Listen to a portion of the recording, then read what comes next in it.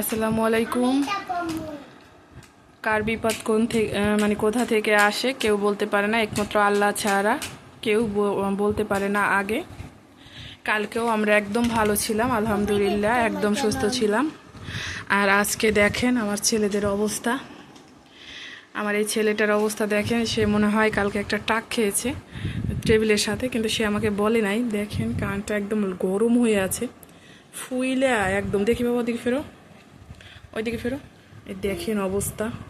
আর এই কানটা দেখাচ্ছি, দেখেন এইটা কত ছোট আর এটার পার্থক্য বুঝতে পারছেন?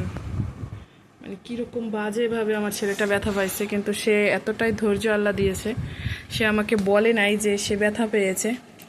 অল্প একটু কান্না আমি শুনেছিলাম, তখন সন্ধ্যার পরে ওয়েদারটা একটু খারাপ ছিল, এই জন্য কারেন্ট ছিল না। তো সবাই আমার ছেলেটার জন্য দোয়া করবেন। আর আমার এই ছেলেটা রাত্রে হঠাৎ করে মানে 102-এর উপরে, প্রায় 103-এর কাছাকাছি জ্বর চলে আসছিল। দেখেন কেমন গ্যাটগিট্টে হয়ে গেছে একদম। তো এরে নিয়ে আমরা সারা রাত বসেছিলাম, একটু ঘুমাই নাই। এর বাবা আজকে শুক্রবার, তাও অফিস খোলা, আজকে মিটিং আছে। তো মিটিংয়ে ও চলে গেছে, সকাল 5:30 বাজে উঠে ও চলে গেল। আর আমার এই ছেলেটাকে নিয়ে ও কিন্তু সারা রাত বসেছিল।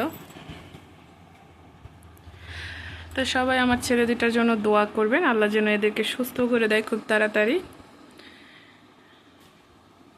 মানে এইরকম বিপদ আমার সাথে কেন দিচ্ছে বারবার আমি বুঝতেছি না। 2 দিন পর পরই আমার ছেলেরা অসুস্থ হচ্ছে। তো সবাই ভালো থাকবেন, সুস্থ থাকবেন। আল্লাহ হাফেজ।